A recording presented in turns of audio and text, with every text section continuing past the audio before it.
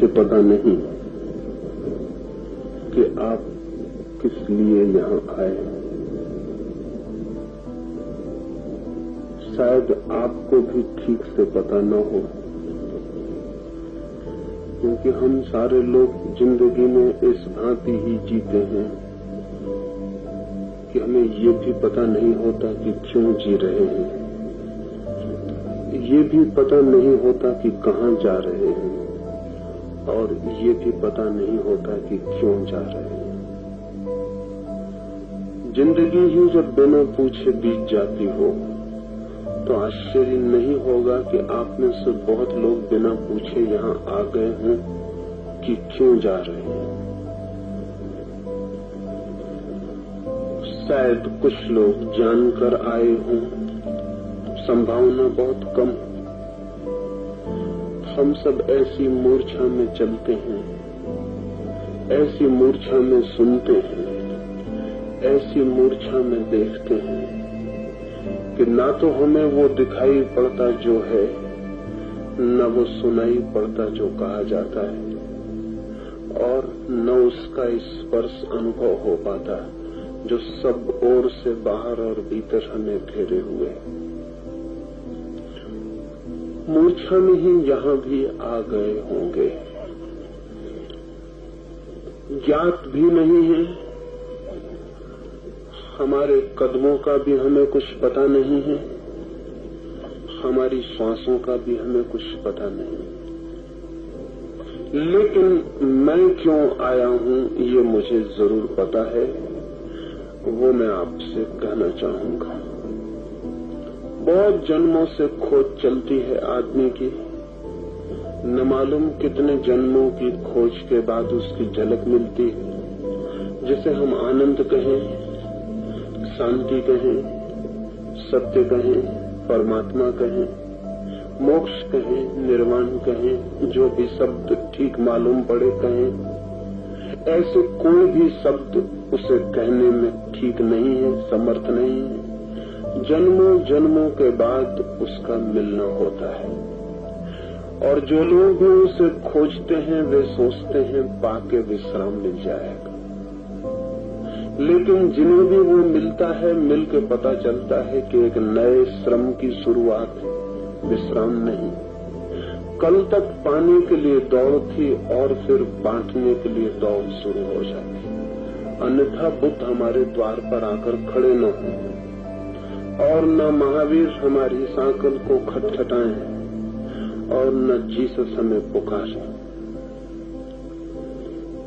उसे पालने के बाद एक नया श्रम। सच ये है कि जीवन में जो भी महत्वपूर्ण है, उसे पाने में जितना आनंद है, उससे अनंत गुना आनंद उसे बांटने में है।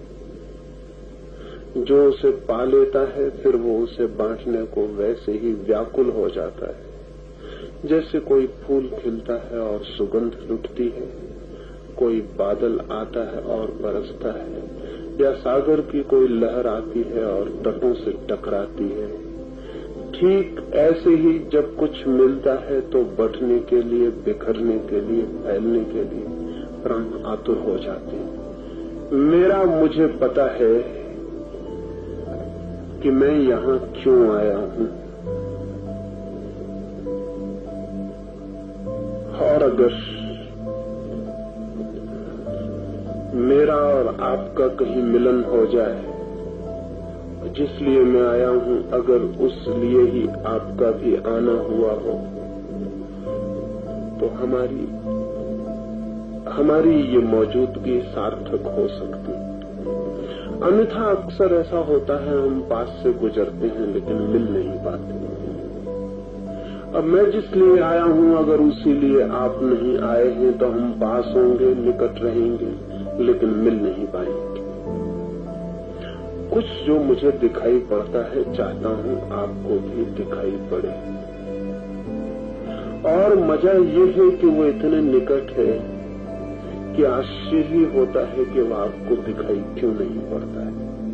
और कई बार तो संदेह होता है कि जैसे जान के ही आप आंख बंद किए बैठे, देखना ही नहीं चाहते। अन्यथा इतने जो निकट है वो आपके देखने से कैसे चूक जाता। जीसस ने बहुत बार कहा है कि लोगों के पास आंखें हैं लेकिन वे देखते नहीं, कान हैं लेकिन वे सुनते नहीं। बहरे ही बहरे नहीं हैं और अंधे ही अंधे नहीं। जिनके पास आंख और कान हैं वे भी अंधे और बहरे। इतने निकट है दिखाई नहीं पड़ता, इतने पास है सुनाई नहीं पड़ता, चारों तरफ घेरे हुए है स्पर्श नहीं होता। क्या बात है, कहीं कुछ कोई छोटा सा अटकाव होगा, बड़ा अटकाव नहीं। ऐसा ही है जैसे आंख में एक तिनका पड़ जाए और पहाड़ दिखाई न पड़े, फिर आंख बंद हो जाए। तर्क तो यही कहेगा कि पहाड़ को जिसने ढांक लिया वो तिनका बहुत बड़ा होगा। तर्क तो ठीक ही कहता, गणित तो यही कहेगा इतने बड़े पहाड़ को जिसने ढांक लिया वो तिनका पहाड़ से बड़ा होना चाहिए, लेकिन तिनका बहुत छोटा है। आंख बड़ी छोटी है, तिनका आंख को ढक लेता है, पहाड़ ढक जाता है। हमारी भीतर की आंख पर भी कोई बहुत बड़े पहाड़ नहीं है, छोटे तिनके, उनसे जीवन के सारे सत्य छिपे रह जाते हैं। और वो आंख निश्चित ही जिन आंखों से हम देखते हैं उस आंख की मैं बात नहीं कर रहा हूं। इससे बड़ी भ्रांति पैदा होती है। ये ठीक से ख्याल में आ जाना चाहिए कि इस जगत में हमारे लिए वही सत्य सार्थक होता है जिसे पकड़ने की, जिसे ग्रहण करने की, जिसे स्वीकार कर लेने की, भोग लेने की रिसेप्टिविटी, ग्राहकता हमें पैदा हो जाती है। सागर का इतना जोर का गर्जन है लेकिन मेरे पास कान नहीं, तो सागर अनंत अनंत काल तक भी चिल्लाता रहे, पुकारता रहे, मुझे कुछ सुनाई नहीं पड़ेगा। जरा से मेरे कान न हो कि सागर का इतना बड़ा गर्जन व्यर्थ हो गया। आंखें न हो, सूर्य द्वार पर खड़ा रहे, बेकार हो गए। हाथ न हो और मैं किसी को स्पर्श करना चाहूं तो कैसे करूं? परमात्मा की इतनी बात है, आनंद की इतनी चर्चा है, इतने शास्त्र हैं, इतने लोग प्रार्थनाएं कर रहे, मंदिरों में भजन कीर्तन कर रहे, लेकिन लगता नहीं कि परमात्मा को हम स्पर्श कर पाते हैं। लगता नहीं कि वो हमें दिखाई पड़ता है, लगता नहीं कि हम उसे सुनते हैं, लगता नहीं कि हमारे प्राणों के पास उसकी कोई धड़कन हमें सुनाई पड़ती है। ऐसा लगता है सब बातचीत है, सब बातचीत है, ईश्वर की हम बात किए चले जाते हैं। और शायद इतनी बात हम इसीलिए करते हैं कि शायद हम सोचते हैं बातचीत करके अनुभव को झुठला देंगे, बातचीत करके ही पा देंगे। अब बहरे की जन्मों जन्मों तक बातें करें स्वरों की, संगीत की, और अंधे बातें करें प्रकाश की, तो जन्मों तक करें बातें तो भी कुछ होगा नहीं। हाँ, एक भ्रांति हो सकती है कि अंधे प्रकाश की बात करते करते ये भूल जाएं कि हम अंधे हैं, क्योंकि प्रकाश की बहुत बात करने से उन्हें लगने लगे कि हम प्रकाश को जानते हैं। जमीन पर बने हुए परमात्मा के मंदिर और मस्जिद इस तरह का ही धोखा देने में सफल हो पाए। उनके आसपास, उनके भीतर बैठे हुए लोगों को भ्रम के अतिरिक्त कुछ और पैदा नहीं होता।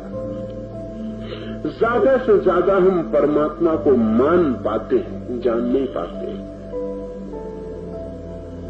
और मान लेना बातचीत से ज्यादा नहीं, कन्विंसिंग बातचीत है तो मान लेते हैं। कोई जोर से तर्क करता है और सिद्ध करता है तो मान लेते हैं। हार जाते हैं, नहीं सिद्ध कर पाते कि नहीं है तो मान लेते हैं, लेकिन मान लेना, जान लेना नहीं। अंधे को हम कितना ही मना दें कि प्रकाश है तो भी प्रकाश को जानना नहीं होता। मैं तो यह इसी ख्याल से आया हूं कि जानना हो सकता है।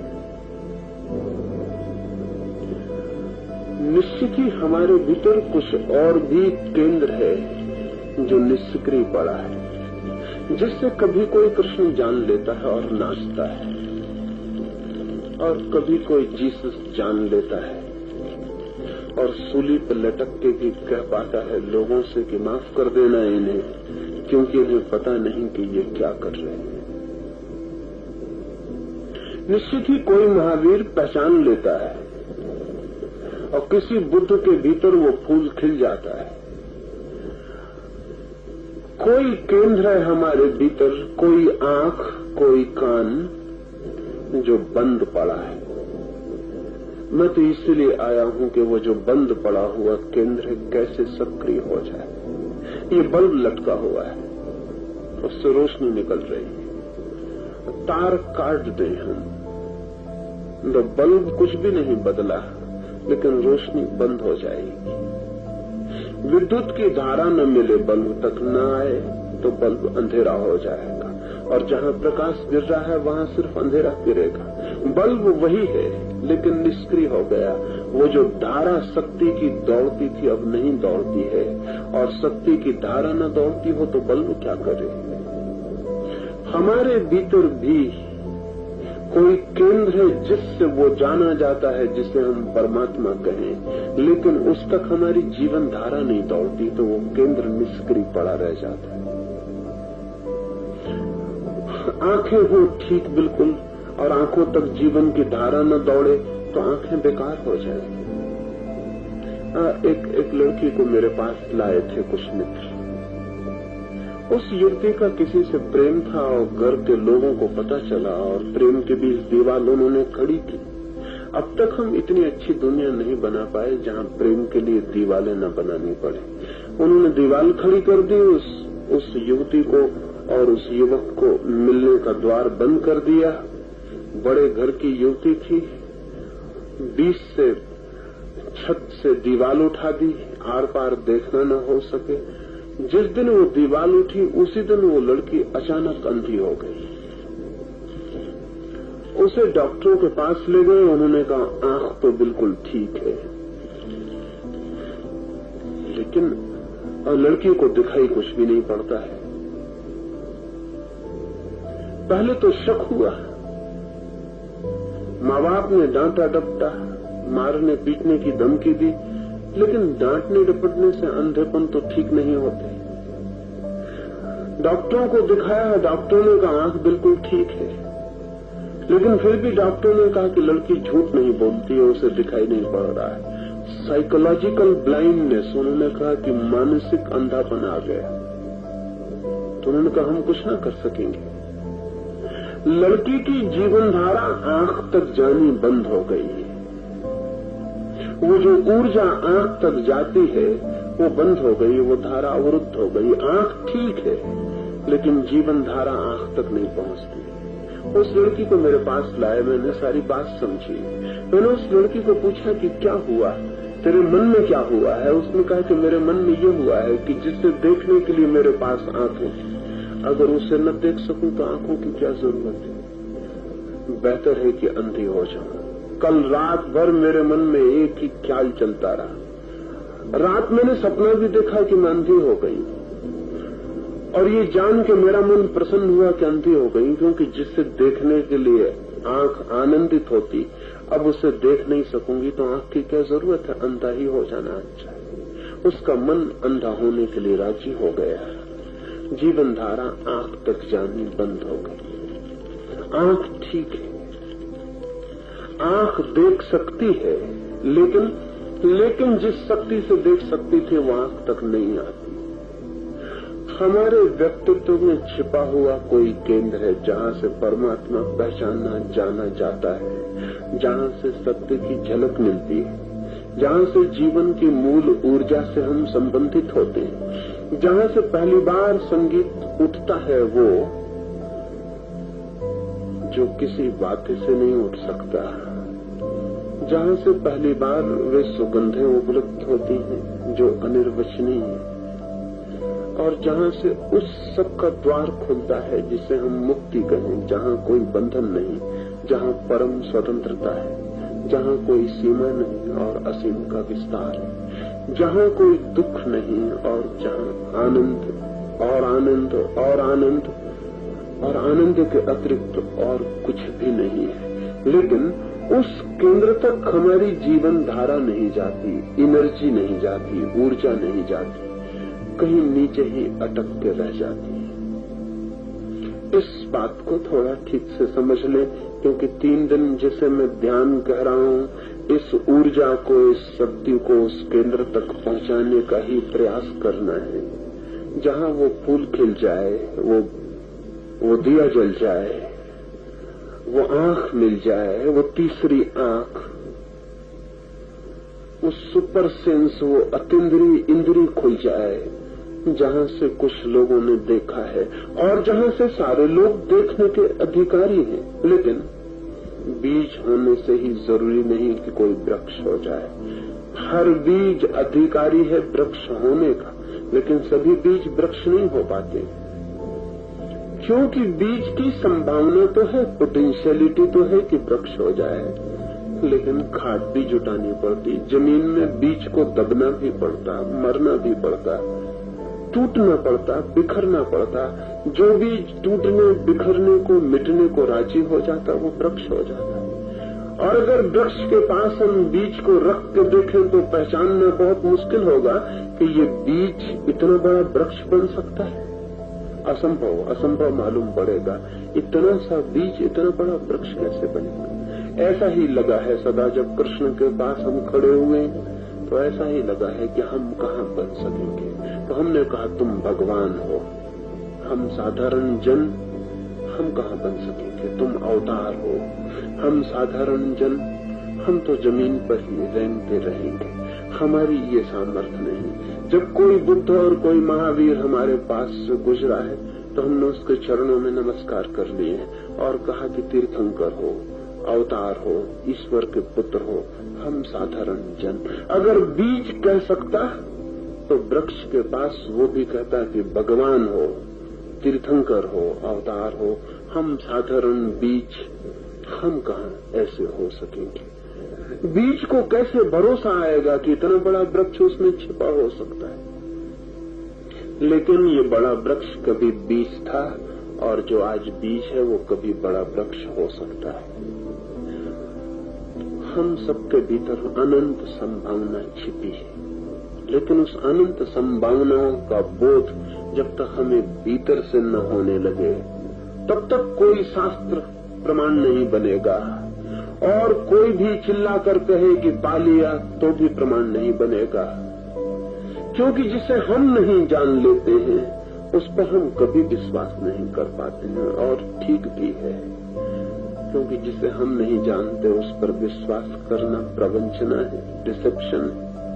अच्छा है कि हम कहें कि हमें पता नहीं कि ईश्वर है, लेकिन किन्हीं को पता हुआ है, और किन्हीं को केवल पता नहीं हुआ है बल्कि उनकी सारी जिंदगी बदल गई।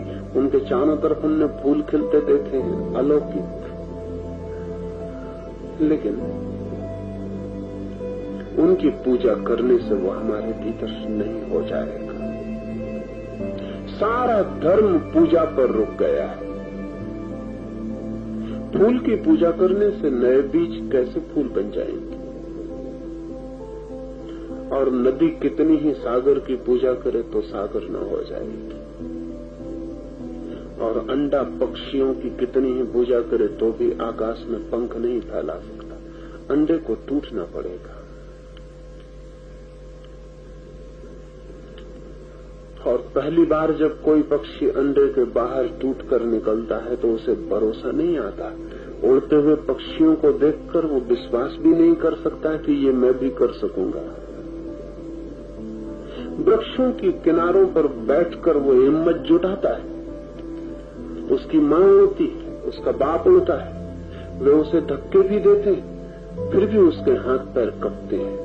वो जो कभी नहीं उड़ा कैसे विश्वास करे कि पंखे उड़ेंगे, आकाश में खुल जाएंगे, अनंत की दूर की यात्रा पर निकल जाएगा। मैं जानता हूं कि इन 3 दिनों में आप भी वृक्ष के किनारे पर बैठेंगे। मैं कितना ही चिल्लाऊंगा कि छलांग लगाएं, कूद जाएं, उड़ जाएं, विश्वास नहीं पड़ेगा, भरोसा नहीं होगा।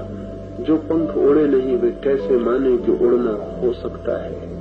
लेकिन कोई उपाय भी तो नहीं है। एक बार तो बिना जाने छलांग लेनी ही पड़ती। कोई पानी में तैरने सीखने जाता है, अगर वो कहे कि जब तक मैं तैरना न सीख लूं तब तक उतरूंगा नहीं, तो गलत नहीं कहता है, ठीक कहता है, उचित कहता है, एकदम कानूनी बात कहता है। क्योंकि जब तक तैरना न सीखूं तो पानी में कैसे उतरूं। लेकिन सिखाने वाला कहेगा कि जब तक उतरोगे नहीं सीख नहीं पाओगे, और तब तट पर खड़े होकर विवाद अंतहीन चल सकता है। हल क्या है? सिखाने वाला कहेगा उतरो, कूदो, क्योंकि बिना उतरे सीख न पाओगे। असल में सीखना उतर जाने से ही शुरू होता है। सब लोग तैरना जानते हैं, सीखना नहीं पड़ता है तैरना। अगर आप तैरना सीखें तो आपको पता होगा तैरना सीखना नहीं पड़ता। सारे लोग तैरना जानते हैं, ढंग से नहीं जानते। गिर जाते हैं पानी में तो ढंग आ जाता है, हाथ पैर बेढंगे फेंकते हैं, फिर ढंग से फेंकने लगते हैं। हाथ पैर फेंकना सभी को मालूम है, एक बार पानी में उतरे तो ढंग से फेंकना आ जाता है। इसलिए जो जानते हैं वो कहेंगे कि तैरना सीखना नहीं है, रिमेम्बरिंग है, एक याद है, पुनर्स्मरण है। इसलिए परमात्मा की जो अनुभूति है जानने वाले कहते हैं वो स्मरण। वो कोई ऐसी अनुभूति नहीं है जिसे हम आज सीख लेंगे, जिस दिन हम जानेंगे हम कहेंगे अरे यही था तैरना। ये हाथ पैर तो हम कभी भी फेंक सकते थे, लेकिन इन हाथ पैर के फेंकने का इस नदी से, इस सागर से कभी मिलन नहीं हुआ। हिम्मत नहीं जुटाई, किनारे पर खड़े रहे, उतरना पड़े, कूदना पड़े। लेकिन कूदते ही काम शुरू हो जाता है। वो जिस केंद्र की मैं बात कर रहा हूं वो हमारे मस्तिष्क में छिपा हुआ पड़ा है। अगर आप जाके मस्तिष्क विदों से पूछें तो वे कहेंगे मस्तिष्क का बहुत थोड़ा सा हिस्सा काम कर रहा है, बड़ा हिस्सा निष्क्रिय है, इनएक्टिव है। उस बड़े हिस्से में क्या क्या छिपा है कहना कठिन है। बड़े से बड़ी प्रतिभा और जीनियस का भी बहुत थोड़ा सा मस्तिष्क काम करता है। इसी मस्तिष्क में वो केंद्र है जिसे हम सुपर सेंस, अतीन्द्रिय इंद्रिय कहें, जिसे हम छठवीं इंद्रिय कहें, या जिसे हम तीसरी आंख, थर्ड आई कहें। वो केंद्र छिपा है जो खुल जाए तो हम जीवन को बहुत नए अर्थों में देखेंगे। पदार्थ विलीन हो जाएगा और परमात्मा प्रकट होगा, आकार खो जाएगा और निराकार प्रकट होगा, रूप मिट जाएगा और अरूप आ जाएगा, मृत्यु नहीं हो जाएगी और अमृत के द्वार खुल जाएंगे। लेकिन वो देखने का केंद्र हमारा निष्क्रिय। वो केंद्र कैसे सक्रिय हो? मैंने कहा जैसे बल्ब तक अगर विद्युत की धारा न पहुंचे तो बल्ब निष्क्रिय पड़ा रहेगा। धारा पहुंचाएं और बल्ब जाग उठेगा। बल्ब सदा प्रतीक्षा कर रहा है कि कब धारा आए, लेकिन अकेली धारा भी प्रकट न हो सकेगी, बहती रहे लेकिन प्रकट न हो सकेगी। प्रकट होने के लिए बल्ब चाहिए और प्रकट होने के लिए धारा भी चाहिए। हमारे भीतर जीवन धारा है लेकिन वो प्रकट नहीं हो पाती है, क्योंकि तब तक वो वहां न पहुंच जाए उस केंद्र पर जहां से प्रकट होने की संभावना है, तब तक अब प्रकट रह जाती है। हम जीवित हैं नाम मात्र को। सांस लेने का नाम जीवन है, भोजन पचा लेने का नाम जीवन है, रात सो जाने का नाम, सुबह जग जाने का नाम जीवन है, बच्चे से जवान, जवान से बूढ़े हो जाने का नाम जीवन है, जन्मने और मर जाने का नाम जीवन है, और अपने पीछे बच्चे छोड़ जाने का नाम जीवन है। नहीं, ये तो यंत्र भी कर सकता है और आज नहीं कल कर लेगा। बच्चे टेस्ट ट्यूब में पैदा हो जाएंगे और बचपन, जवानी और बुढ़ापा बड़ी मैकेनिकल, बड़ी यांत्रिक क्रियाएं हैं। जो कोई भी यंत्र थकता है तो जवानी भी आती है यंत्र की, बुढ़ापा भी आता है। सभी यंत्र बचपन में होते हैं, जवान होते हैं, बूढ़े होते हैं। गाड़ी भी खरीदते हैं तो गारंटी होती है कि 10 साल चलेगी। वो जवान भी होगी, घड़ी बूढ़ी भी होगी, मरेगी भी। सभी यंत्र जन्मते हैं, जीते हैं, मरते हैं। जिसे हम जीवन कहते हैं वो यांत्रिकता, मैकेनिकल होने से कुछ और ज्यादा नहीं। जीवन कुछ और है। अगर इस बल्ब को पता न चले विद्युत की धारा का, तो बल्ब जैसा है उसी को जीवन समझ लेगा। हवा के दो धक्के उसे धक्के देंगे तो बल्ब कहेगा मैं जीवित हूं क्योंकि धक्के मुझे लगते हैं। बल्ब उसी को जीवन समझ लेगा। और जिस दिन विद्युत की धारा पहली दफे बल्ब में आती होगी और अगर बल्ब कह सके तो क्या कहेगा? कहेगा अनिर्वचनीय, नहीं कह सकता, क्या हो गया? अब तक अंधेरे से भरा था, अब अचानक सब प्रकाश हो गया है और किरणें बही जाती है, सब तरफ फैली चली जाती है। बीज क्या कहेगा जिस दिन वृक्ष हो जाएगा? कहेगा पता नहीं ये क्या हुआ, कहने जैसा नहीं, मैं तो छोटा सा बीज था, ये क्या हो गया? ये मुझसे हुआ है, ये भी कहना कठिन। इसलिए जिनको भी परमात्मा मिलता है वे ये नहीं कह पाते कि हमने पा लिया है, वे तो यही कहते हैं कि हम सोचते हैं कि जो हम थे उससे जो हमें मिल गया है कोई भी संबंध नहीं दिखाई पड़ता। कहाँ हम अंधकार थे, कहाँ प्रकाश हो गया है, कहाँ हम कांटे थे, कहाँ फूल हो गए हैं, कहाँ हम मृत्यु थे ठोस, कहाँ हम तरल जीवन हो गए हैं। नहीं, हमें नहीं मिल गया है, वे कहेंगे हमें नहीं मिल गया है। जो जानेंगे वे कहेंगे नहीं, उसकी कृपा से हो गया है, उसकी ग्रेस से, उसके प्रसाद से, प्रयास से नहीं। लेकिन इसका मतलब ये नहीं है कि प्रयास नहीं है। जब उपलब्ध होता है तो ऐसा ही लगता है उसके प्रसाद से मिला है, ग्रेस। लेकिन उसके प्रसाद तक पहुंचने के लिए बड़े प्रयास की यात्रा है। और वो प्रयास क्या है? वो एक छोटा सा प्रयास है, एक अर्थों में, बड़ा भी है दूसरे अर्थों में।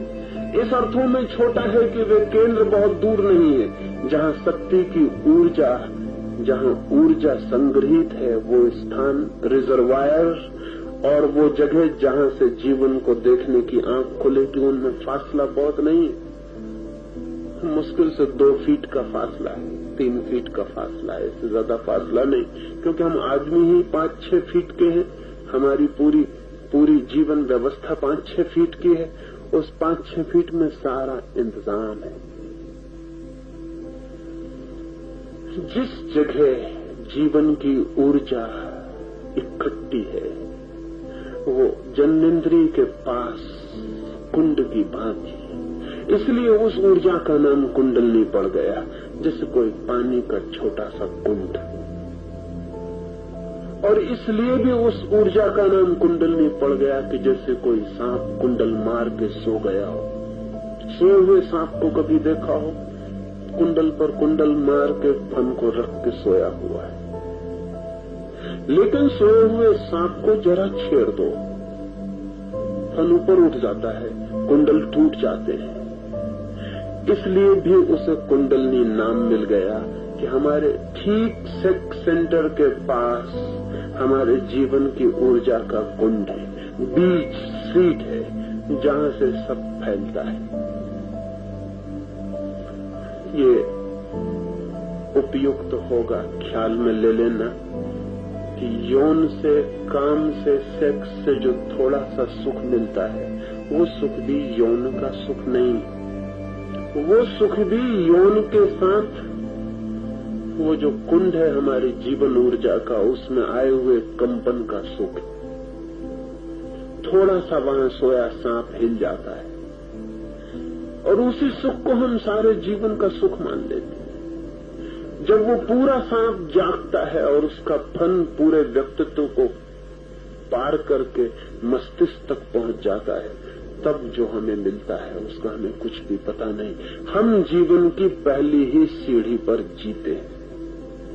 बड़ी सीढ़ी है जो परमात्मा तक जाती है। वो जो हमारे भीतर 3 फीट या 2 फीट का फासला है, वो फासला एक अर्थ में बहुत बड़ा है। वो प्रकृति से परमात्मा तक का फासला है, वो पदार्थ से आत्मा तक का फासला है, वो निद्रा से जागरण तक का फासला है, वो मृत्यु से अमृत तक का फासला है, वो बड़ा फासला भी है, ऐसे छोटा फासला भी है। हमारे भीतर हम यात्रा कर सकते हैं। ये जो ऊर्जा हमारे भीतर सोई पड़ी है, अगर इसे जगाना हो तो सांप को छेड़ने से कम खतरनाक काम नहीं, बल्कि सांप को छेड़ना बहुत खतरनाक नहीं। इसलिए खतरनाक नहीं है कि एक तो 100 में से 97 सांपों में कोई जहर नहीं होता, तो 100 में से 97 सांप तो आप मजे से छेड़ सकते हैं, उनमें कुछ होता ही नहीं। और अगर कभी उनके काटने से कोई मरता है तो सांप के काटने से नहीं मरता, सांप ने काटा है इस ख्याल से मरता है, क्योंकि उनमें तो जहर होता नहीं। 97% सांप तो किसी को मारते नहीं, हालांकि बहुत लोग मरते हैं, उनके काटने से भी मरते हैं, वो सिर्फ ख्याल से मरते हैं कि सांप ने काटा, अब मरना ही पड़ेगा। और जब ख्याल पकड़ लेता है तो घटना घट जाती है। फिर जिन सांपों में जहर है उनको छेड़ना भी बहुत खतरनाक नहीं है, क्योंकि ज्यादा से ज्यादा वे आपके शरीर को छीन सकते हैं। लेकिन जिस कुंडलिनी शक्ति की मैं बात कर रहा हूं उसको छेड़ना बहुत खतरनाक है। उससे ज्यादा खतरनाक कोई बात ही नहीं, उससे बड़ा कोई डेंजर ही नहीं। खतरा क्या है? वो भी एक तरह की मृत्यु है। जब आपके भीतर की ऊर्जा जगती है तो आप तो मर जाएंगे जो आप जगने के पहले थे, और आपके भीतर एक बिल्कुल नए व्यक्ति का जन्म होगा जो आप कभी भी नहीं थे। यही भय लोगों को धार्मिक बनने से रोकता है। वही भय जो बीज अगर डर जाए तो बीज रह जाए। अब बीज के लिए सबसे बड़ा खतरा है जमीन में गिरना, खाद पाना, पानी पाना सबसे बड़ा खतरा है, क्योंकि बीज मरेगा। अंडे के लिए सबसे बड़ा खतरा यही है कि पक्षी बड़ा हो भीतर और उड़े, तोड़ दे अंडे को, अंडा तो मरेगा। हम भी किसी के जन्म की पूर्व अवस्था है, हम भी एक अंडे की तरह हैं जिससे किसी का जन्म हो सकता है, लेकिन हमने अंडे को ही सब कुछ मान रखा है। अब हम अंडे को संभाले बैठे। ये शक्ति उठेगी तो आप तो जाएंगे, आपके बचने का कोई उपाय नहीं। और अगर आप डरे तो जैसा कबीर ने कहा है, तो कबीर के बड़े 2 पंक्तियों में उन्होंने बड़ी बढ़िया बात कही है। कबीर ने कहा है, जिन खोजा तिन पाइया गहरे पानी बैठ, मैं बौरी खोजन गई रही किनारे बैठ। कोई पास बैठा था, उसने कबीर से कहा, आप किनारे क्यों बैठ रहे हैं? कबीर कहते हैं, मैं पागल खोजने गया तो किनारे ही बैठ गया। किसी ने पूछा, आप बैठ क्यों गए किनारे? तो कबीर ने कहा, जिन खोजा तिन पाइया गहरे पानी बैठ, मैं बौरी डूबन डरी रही किनारे बैठ। मैं डर गई डूबने से, इसलिए किनारे बैठ गई। और जिन्होंने खोजा उन्होंने तो गहरे जाके खोजा।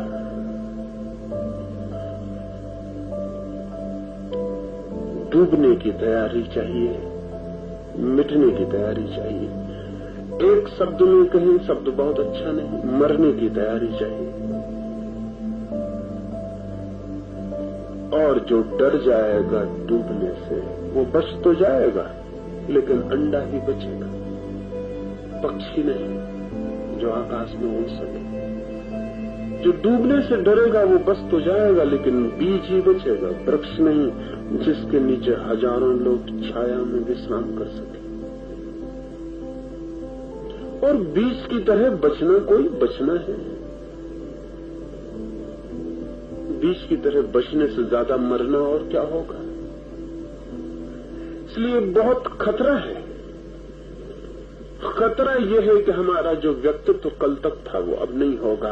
अगर ऊर्जा जगेगी तो हम पूरे बदल जाएंगे, नए केंद्र जागृत होंगे, नया व्यक्तित्व उठेगा, नया अनुभव होगा, नया सब हो जाएगा। नए होने की तैयारी हो तो पुराने को जरा छोड़ने की हिम्मत करना। और पुराना हमें इतने जोर से पकड़े हुए है चारों तरफ से कसे हुए हैं, जंजीरों की तरह बांधे हुए हैं कि वो ऊर्जा नहीं उठ पाती। परमात्मा की यात्रा पर जाना निश्चित ही असुरक्षा की यात्रा है, इनसिक्योरिटी की। लेकिन जीवन के सौंदर्य के सभी फूल असुरक्षा में ही खिलते हैं। तो इस यात्रा के लिए दो चार खास बातें आपसे कह दूं और दो चार गैर खास बातें भी। पहली बात तो ये कि कल सुबह जब हम यहां मिलेंगे और कल इस ऊर्जा को जगाने की दिशा में चलेंगे, तो मैं आपसे आशा रखूं कि आप अपने भीतर कुछ भी नहीं छोड़ रखेंगे जो आपने दांव पर न लगा दिया। ये कोई छोटा जुआ नहीं। यहां जो लगाएगा पूरा वही पा सकेगा। इंच भर भी बचाया तो चूक सकते हैं, क्योंकि ऐसा नहीं हो सकता कि बीज कहे कि थोड़ा सा मैं बच जाऊं और बाकी वृक्ष हो जाए। ऐसा नहीं हो सकता। बीज मरेगा तो पूरा मरेगा और बचेगा तो पूरा बचेगा। पार्शियल डेथ जैसी कोई चीज नहीं होती, आंशिक मृत्यु नहीं होती। तो आपने अगर अपने को थोड़ा भी बचाया तो व्यर्थ मेहनत हो जाएगी, पूरा ही छोड़ देना। कई बार थोड़े से बचाव से सब खो जाता है। मैंने सुना है कि कोलोराडो में जब सबसे पहली दफा सोने की खदानें मिली तो सारा अमेरिका दौड़ पड़ा कोलोराडो की तरफ। खबरें आई कि जरा सा खेत खरीद लो और सोना मिल जाए। लोगों ने जमीनें खरीद डाली। एक करोड़पति ने अपनी सारी संपत्ति लगा के एक पूरी पहाड़ी खरीद ली। बड़े यंत्र लगाए। छोटे छोटे लोग छोटे छोटे खेतों में सोना खोद रहे थे, तो पहाड़ी खरीदी थी, बड़े यंत्र लाया था, बड़ी खुदाई की, लेकिन सोने का कोई पता न चला।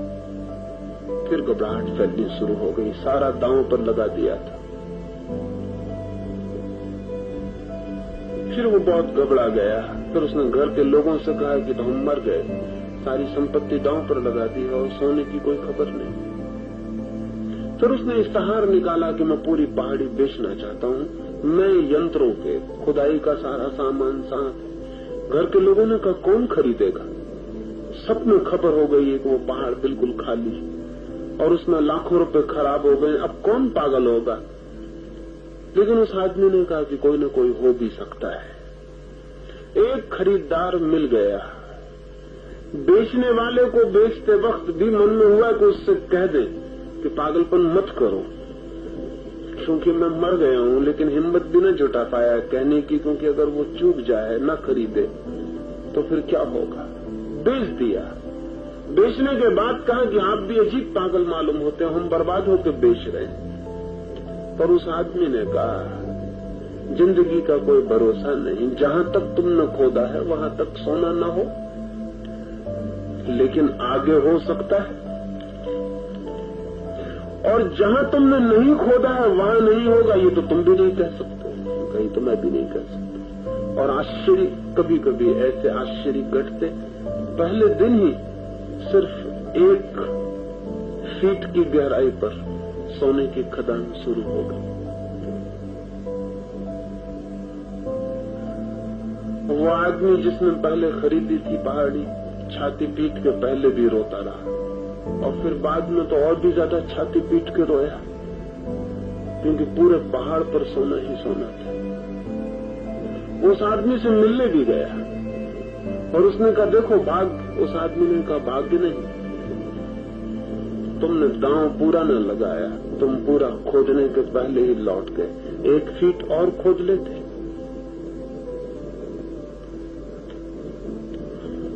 हमारी जिंदगी में ऐसा रोज होता है। न मालूम कितने लोग हैं जिन्हें मैं जानता हूं कि जो खोदते हैं परमात्मा को, लेकिन पूरा नहीं खोदते, अधूरा खोदते हैं, ऊपर ऊपर खोदते हैं और लौट जाते हैं। कई बार तो इंच भर पहले से लौट जाते हैं, बस इंच भर का फासला रह जाता है और वो वापस लौटने लगते हैं।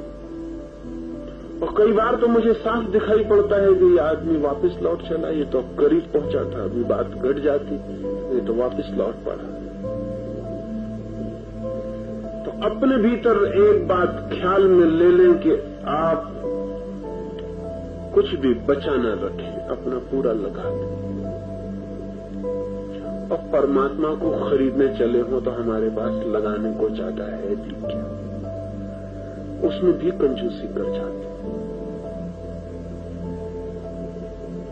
कंजूसी नहीं चलेगी, कम से कम परमात्मा के दरवाजे पर कंजूसों के लिए कोई जगह नहीं, वहां पूरा ही लगाना पड़ेगा। नहीं, ऐसा नहीं कि बहुत कुछ है हमारे पास लगाने को, ये सवाल नहीं है कि क्या है, सवाल ये है कि पूरा लगाया या नहीं, क्योंकि पूरा लगाते ही हम उस बिंदु पर पहुंच जाते हैं जहां ऊर्जा का निवास है और जहां से ऊर्जा उठनी शुरू होती। असल में क्यों पूरे का जोर है, जब हम अपनी पूरी ताकत लगा देते हैं तभी उस ताकत को उठने की जरूरत पड़ती है। जो रिजर्वायर है तब तक उसकी जरूरत नहीं पड़ती, जब तक हमारे पास ताकत बची रहती तब तक उससे काम चलता है। तो जो रिजर्व फोर्सेस हैं हमारे भीतर, उनकी जरूरत तो तब पड़ती है हमारे पास कोई ताकत नहीं होती, तब उनकी जरूरत पड़ती है। तो जब हम पूरी ताकत लगा देते हैं तब वो केंद्र सक्रिय होता है, अब वहां से शक्ति लेने की जरूरत आ जाती है, अन्यथा नहीं पड़ती जरूरत। मैं आपसे दौड़ने को कहूं, आप दौड़े, कहूं पूरी ताकत से दौड़े, आप पूरी ताकत से दौड़े। आप समझते हैं कि पूरी ताकत से दौड़ रहे हैं, लेकिन आप पूरी ताकत से नहीं दौड़ रहे। कल आपको किसी से प्रतियोगिता करनी है, कंपटीशन में दौड़ रहे हैं, तब आप पाते हैं कि आपकी दौड़ बढ़ गई। क्या हुआ? ये शक्ति कहां से आई? कल तो आप कहते थे मैं पूरी ताकत से दौड़ रहा हूं, आज प्रतिस्पर्धा में आप ज्यादा दौड़ रहे हैं, पूरी ताकत लगा रहे हैं, लेकिन ये भी पूरी ताकत नहीं। कल एक आदमी आप पीछे बंदूक लेके लग गया, अब आप जितनी ताकत से दौड़ रहे हैं, ताकत से आप कभी भी नहीं दौड़े थे। आपको भी पता नहीं था कि इतना मैं दौड़ सकता हूं। ये ताकत कहां से आ गई? ये भी ताकत आपके भीतर सोई पड़ी थी। लेकिन इतने से भी काम नहीं होगा। जब कोई आदमी बंदूक लेके आपके पीछे पड़ता है, तब भी आप जितना दौड़ते हैं वो भी पूरा दौड़ना नहीं। ध्यान में तो उससे भी ज्यादा दांव पे लगा देना पड़ेगा, जहां तक आपको वो पूरा लगा देना है। और जिस क्षण आप उस बिंदु पर पहुंचेंगे जहां आपकी पूरी ताकत लग गई, उसी क्षण आप पाएंगे कि कोई दूसरी ताकत से आपका संबंध हो गया, कोई ताकत आपके भीतर से जगनी शुरू हो गई। निश्चित ही उसके जागने का पूरा अनुभव होगा, जैसे कभी बिजली छुई हो तो अनुभव हुआ होगा, वैसा ही अनुभव होगा कि जैसे भीतर से, नीचे से, यौन केंद्र से कोई शक्ति ऊपर की तरफ दौड़नी शुरू हो गई। गरम उबलती हुई आग, लेकिन शीतल भी, जैसे कांटे चुभने लगे चारों तरफ, लेकिन फूल जैसी कोमल थी। और कोई चीज ऊपर जाने लगी, और जब कोई चीज ऊपर जाती है तो बहुत कुछ होगा। वो उस सब में किसी भी बिंदु पर आपको रोकना नहीं है, अपने को पूरा छोड़ देना है जो भी हो। जैसे कोई आदमी नदी में बहता है, ऐसा अपने को छोड़ देना है। तो दूसरी बात, पहला अपने को पूरा दांव पर लगा देना है। दूसरी बात, जब दांव पर लग के आपके भीतर कुछ होना शुरू हो जाए तो आपको पूरी तरह अपने को छोड़ देना है, जस्ट फ्लोटिंग। अब जहां ले जाए ये धारा, हम जाने को राजी। एक सीमा तक हमें पुकारना पड़ता है, और जब शक्ति जागती है तो फिर हमें अपने को छोड़ देना पड़ता है। बड़े हाथों ने हमें संभाल लिया, अब हमें चिंता की जरूरत नहीं, अब हमें बचाना पड़ेगा। और तीसरी बात, ये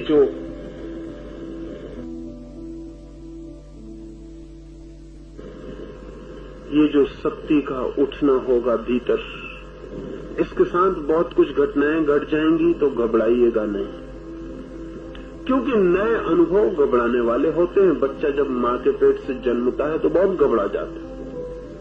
मनोवैज्ञानिक तो कहते हैं कि वो ट्रॉमेटिक एक्सपीरियंस है, उससे फिर कभी मुक्ति नहीं हो पाता। नए की घबराहट बच्चे में मां के पेट के जन्म के साथ ही शुरू हो जाती है, क्योंकि मां के पेट में बिल्कुल सुरक्षित दुनिया में था 9 महीने तक। न कोई चिंता, न कोई फिक्र, न सांस लेनी, न खाना खाना, न रोना, न गाना, न दुनिया, न कुछ, एकदम विश्राम में था। मां के पेट के बाहर निकल के एकदम नई दुनिया आती तो पहला धक्का जीवन का, और घबराहट वहीं से पकड़ जाती। इससे सारे लोग नई चीज से डरे रहते हैं। पुराने को पकड़ने का मन रहता है, नए से डरे रहते हैं। वो हमारे बचपन का पहला अनुभव है कि नए ने बड़ी मुश्किल में डाल दिया। वो अच्छा था मां का पेट। इसलिए हमने बहुत से इंतजाम ऐसे किए हैं जो असल में मां के पेट जैसे ही है। हमारी गद्दियां, हमारे सोफे, हमारी कारें, हमारे कमरे, वो हमने सब मां के गर्भ की शक्ल में डाले। उतनी आरामदायक बनाने की कोशिश करते हैं, लेकिन वो बन नहीं पाता। मां के पेट से जो पहला अनुभव होता है वो नए की घबराहट का, उससे भी बड़ा नया अनुभव है ये, क्योंकि मां के पेट से सिर्फ शरीर के लिए नया अनुभव होता है। यहाँ तो आत्मा के तल पर नया अनुभव होगा, इसलिए वो बिल्कुल ही नया जन्म है। इसलिए उस तरह के लोगों को हम ब्राह्मण कहते थे। ब्राह्मण उसे कहते थे जिसका दूसरा जन्म हो गया, ट्वाइस बॉर्न। इसलिए उसे द्विज कहते थे, दोबारा जिसका जन्म हो गया। तो जब वो शक्ति पूरी तरह उठेगी तो एक दूसरा ही जन्म होगा।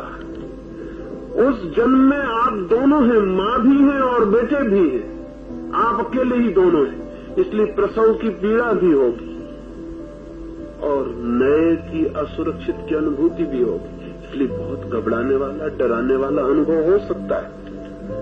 मां को जैसे प्रसव की पीड़ा होती है उतनी पीड़ा भी आपको होगी, क्योंकि यहाँ मां और बेटे दोनों ही आप हैं। यहाँ कोई दूसरी मां नहीं है और यहाँ कोई दूसरा बेटा नहीं है। आपका ही जन्म हो रहा है और आपसे ही हो रहा है। इसलिए प्रसव की बहुत तीव्र वेदना भी हो सकती है। और मुझे कितने लोगों ने आके कहा कि कोई धाड़ मार के रोता है, चिल्लाता है, आप रोकते क्यों नहीं? रोएगा, चिल्लाएगा, उससे रोने दें, चिल्लाने दें। उसके भीतर जो हो रहा है वो वही जानता है। अब एक मां रो रही हो, उसको बच्चा पैदा हो रहा हो, और जिस स्त्री को कभी बच्चा पैदा न हुआ हो, वो जाकर उसको कहा क्यों फिजूल परेशान होती हो, क्यों रोती हो, क्यों चिल्लाती हो? बच्चा हो रहा है तो होने दो, रोने की क्या जरूरत है? ठीक है, जिसको बच्चा नहीं हुआ वो कह सकते हैं, बिल्कुल कह सकते हैं। पुरुषों को कभी पता नहीं चल सकता ना कि कैसे जन्म में क्या तकलीफ स्त्री को झेलनी पड़ती होगी। सोच भी नहीं सकते, कोई उपाय भी नहीं है कि कैसे उसको पकड़ें, कैसे उसको सोचें कि क्या होता होगा। लेकिन ध्यान में तो स्त्री और पुरुष सब बराबर हैं, सब मां बन जाते हैं एक अर्थ में, क्योंकि नया उनके भीतर जन्म होगा। तो पीड़ा को भी रोकने की जरूरत नहीं है, रोने को रोकने की जरूरत नहीं है। कोई गिर पड़े और लौटने लगे और चिल्लाने लगे तो रोकने की जरूरत नहीं है। जो जिसको हो रहा हो उसे पूरा होने देना है, बह जाना है, उसे रोकना नहीं। और भीतर बहुत तरह के अनुभव हो सकते हैं। किसी को लग सकता है कि जमीन से ऊपर उठ गए, किसी को लग सकता है कि बहुत बड़े हो गए, किसी को लग सकता है बहुत छोटे हो गए। नए अनुभव बहुत तरह के हो सकते हैं, मैं उन सबके नाम नहीं गिनाऊंगा। तो बहुत कुछ हो सकता है, कुछ भी नया हो रहा, हर एक को अलग हो सकता है। तो उसमें कोई चिंता नहीं लेगा, भयभीत नहीं होगा।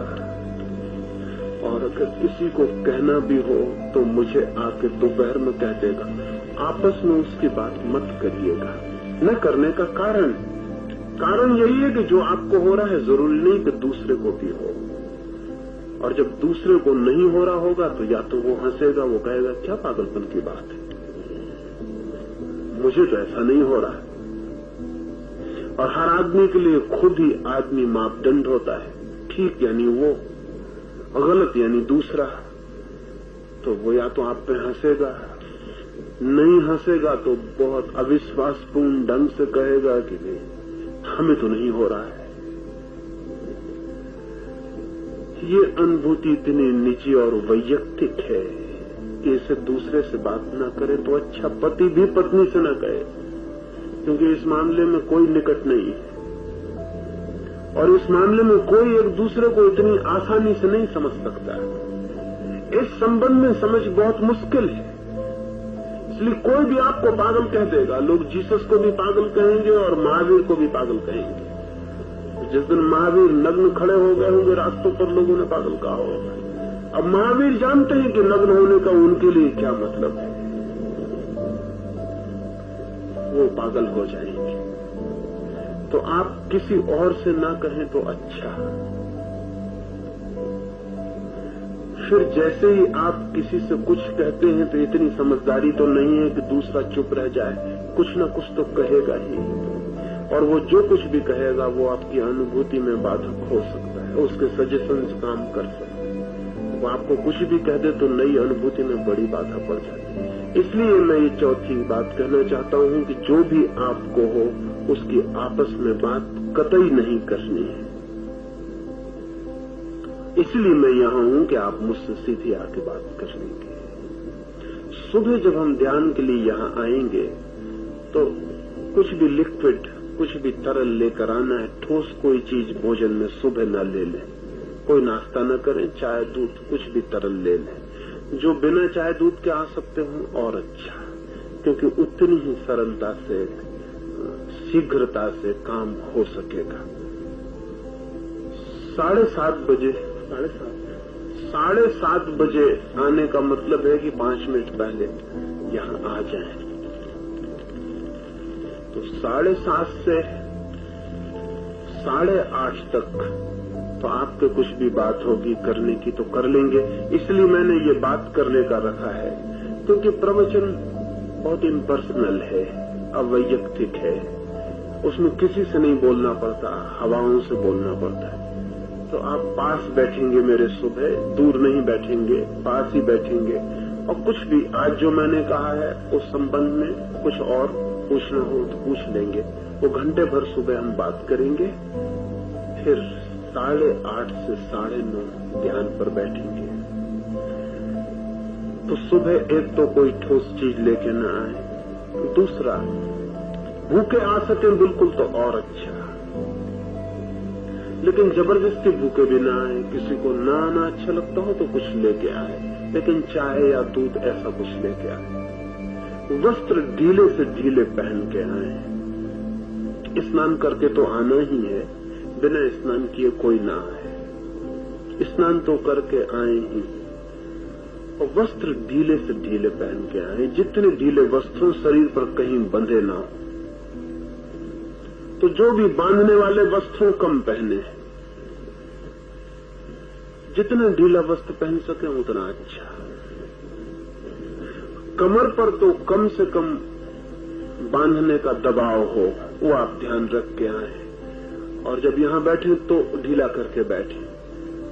शरीर के भीतर हमारे वस्त्रों ने भी बहुत उपद्रव किया हुआ है, बहुत तरह की बाधाएं उन्होंने खड़ी की हुई है।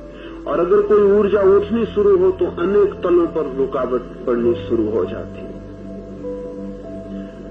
यहां आने के आधा घंटे पहले से ही चुप हो जाएं। कुछ मित्र जो 3 दिन मौन रख सकें बहुत अच्छा है, वे बिल्कुल ही चुप हो जाएं। और कोई भी चुप होता हो, मौन रखता हो तो दूसरे लोग उसे बाधा न दें, सहयोगी बने। जितने लोग मौन रहे उतना अच्छा। कोई 3 दिन पूरा मौन रखे सबसे बेहतर, उससे बेहतर कुछ भी नहीं होगा। अगर इतना न कर सकते हो तो कम से कम बोले, इतना कम जितना जरूरी हो। टेलीग्राफिक, जैसे तारघर में टेलीग्राम करने जाते हैं तो देख लेते हैं कि अब 10 अक्षर से ज्यादा नहीं, अब तो 8 से भी ज्यादा नहीं, तो 1-2 अक्षर और काट देते हैं, 8 पर बिठा देते हैं। तो टेलीग्राफिक ख्याल रखें कि एक एक शब्द की कीमत चुकानी पड़ रही है। इसलिए एक एक शब्द बहुत महंगा है, सच में महंगा है। इसलिए कम से कम शब्द का उपयोग करें। जो बिल्कुल मौन न रह सकें वो कम से कम शब्द का उपयोग करें, और इंद्रियों का भी कम से कम उपयोग करें। जैसे आंख का कम उपयोग करें, नीचे देखें, सागर को देखें, आकाश को देखें, लोगों को कम देखें, क्योंकि हमारे मन में सारे संबंध, एसोसिएशंस लोगों के चेहरों से होते हैं, वृक्षों, बादलों, समुद्रों से नहीं। वो वहां देखें, वहां से कोई विचार नहीं उठता। लोगों के चेहरे तत्काल विचार उठाना शुरू कर देते हैं। नीचे देखें, 4 फीट पर नजर रखें, चलते, घूमते, फिरते, आधी आंख खुली रहे, नाक का अगला हिस्सा दिखाई पड़े, इतना देखें। और दूसरों को भी सहयोग दें कि लोग कम देखें, कम सुने। रेडियो, ट्रांजिस्टर सब बंद करके रख दें, उनका कोई उपयोग न करें। अखबार बिल्कुल कैंपस में मत आने दें। जितना ज्यादा से ज्यादा इंद्रियों को विश्राम दें उतना शुभ है, उतनी शक्ति इकट्ठी होगी और उतनी शक्ति ध्यान में लगाई जा सकेगी। अन्यथा हम एग्जॉस्ट हो जाते हैं। हम करीब करीब एग्जॉस्ट हुए लोग हैं जो चुप गए हैं, बिल्कुल चली हुई कारतूस जैसे हो गए, कुछ बचता नहीं। 24 घंटे में सब खर्च कर डालते। रात भर में सो के थोड़ा बहुत बचता है तो सुबह उठ के ही अखबार पढ़ना, रेडियो, और शुरू हो गया उसे खर्च करना। कंजर्वेशन ऑफ एनर्जी का हमें कोई ख्याल ही नहीं कि कितनी शक्ति बचाई जा सकती है। और ध्यान में बड़ी शक्ति लगानी पड़ेगी। अगर आप बचाएंगे नहीं तो आप थक जाएंगे। कुछ लोग मुझे कहते हैं कि घंटे भर ध्यान करने के बाद हम थक जाते हैं। उसके थकने का कारण ध्यान नहीं है, उसके थकने का कारण यह है कि आप एग्जॉस्ट पॉइंट पर जीते, सब खर्च किए रहते हैं। हमें ख्याल में नहीं है कि जब आप आंख उठा के भी देखते हैं तब भी शक्ति खर्च होती, जब आप कान उठा के सुनते हैं तब भी शक्ति खर्च होती, जब आप भीतर विचार करते हैं तब भी शक्ति खर्च होती, जब बोलते हैं तब भी शक्ति खर्च होती। हम जो भी कर रहे हैं उसमें शक्ति खर्च हो रही है। रात में इसलिए थोड़ी सी बच जाती है कि बाकी काम बंद हो गए, इसलिए थोड़ी बच जाती। सपने वगैरह में जितना खर्च करते हैं वो दूसरी बात, वैसे थोड़ी बहुत बच जाती, इसलिए सुबह ताजा लगता है। तो शक्ति को 3 दिन बचाएं ताकि पूरी शक्ति लगाई जा सके। दोपहर के ये सारी सूचनाएं इसलिए दे रहा हूं ताकि फिर 3 दिन मुझे आपको कोई सूचना न देनी पड़े। दोपहर जो घंटे भर का मौन है उसमें कोई बात नहीं होगी। बातचीत से आपसे बात करता हूं, उस घंटे भर मौन से ही बात करूंगा। 3 से 4 तो 3 बजे सारे लोग यहाँ उपस्थित हो जाएं। 3 के बाद कोई ना आए क्योंकि उसका आना फिर नुकसान पहुंचाता है। यहां मैं बैठा रहूंगा। 3 से 4 आप क्या करेंगे? 2 काम 3 से 4 आप ख्याल में रख लें। एक तो सारे लोग ऐसी जगह बैठे जहां से मैं दिखाई पड़ता रहूं।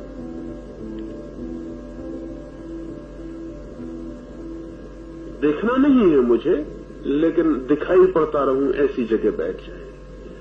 फिर आंख बंद कर लेनी है। खोलना चाहे खोल रख सकते हैं, बंद करना चाहे बंद रखें। अच्छा,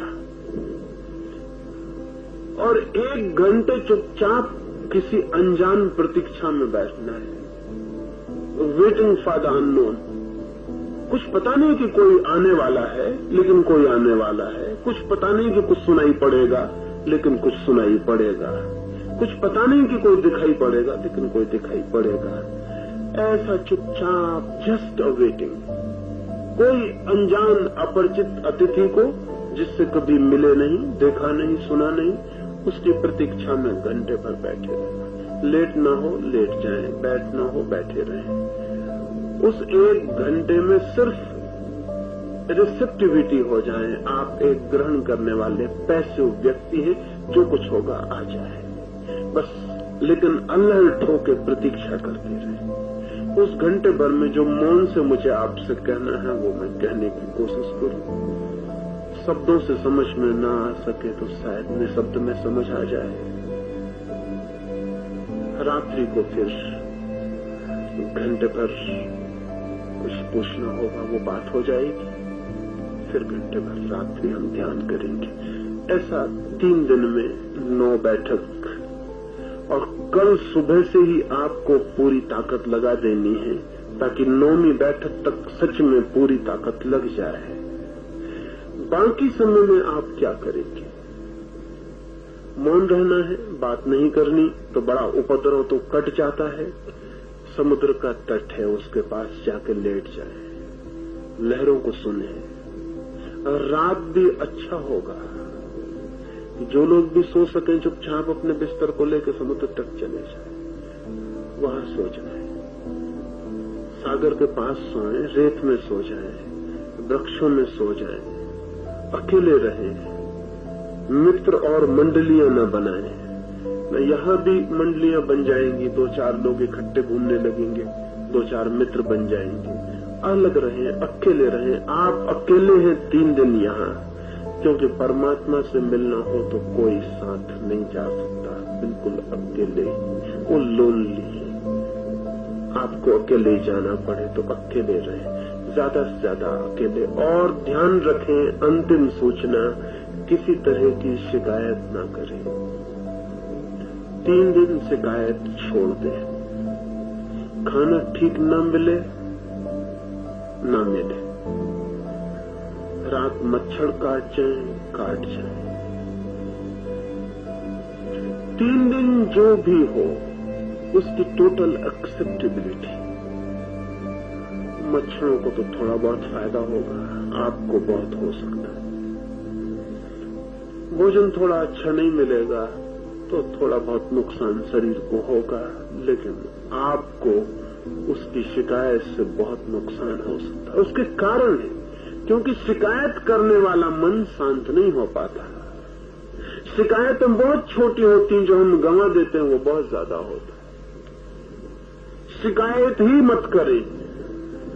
3 दिन के लिए मन में साफ कर लें कि कोई शिकायत नहीं, जो है वो है, जैसा है वैसा है, उसे बिल्कुल स्वीकार कर लें। ये 3 दिन अद्भुत हो जाएंगे। अगर 3 दिन शिकायत के बाहर रहे आप और सब स्वीकार कर लिया जैसा है और उसमें ही आनंदित हुए, तो आप 3 दिन के बाद कभी शिकायत न कर सकेंगे, क्योंकि आपको पता चलेगा कि बिना शिकायत के कैसी शांति, कैसा आनंद। 3 दिन सब छोड़ के,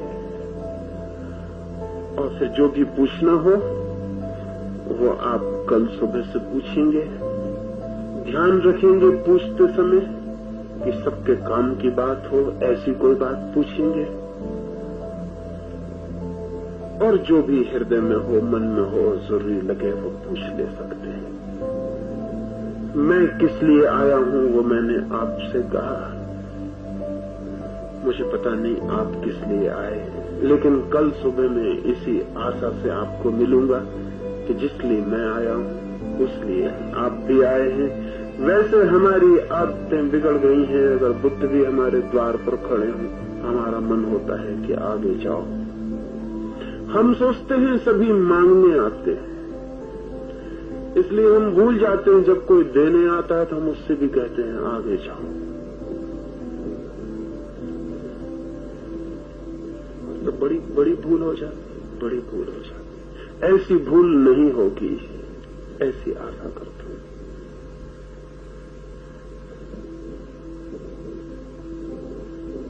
तीन दिन में यहाँ की पूरी हवा को ऐसा करें कि कुछ हो सके, हो सकता है। और प्रत्येक व्यक्ति पर निर्भर है यहाँ की हवा, यहाँ के वातावरण को बनाना। 3 दिन में ये पूरा का पूरा सरोवर चार्ज्ड हो सकता है, बहुत अनजानी शक्तियों से, अनजानी ऊर्जाओं से। ये सारे वृक्ष, ये सारे रेत के कण, ये हवाएं, ये सागर, ये सब का सब एक नई प्राण ऊर्जा से भर सकता है। हम सब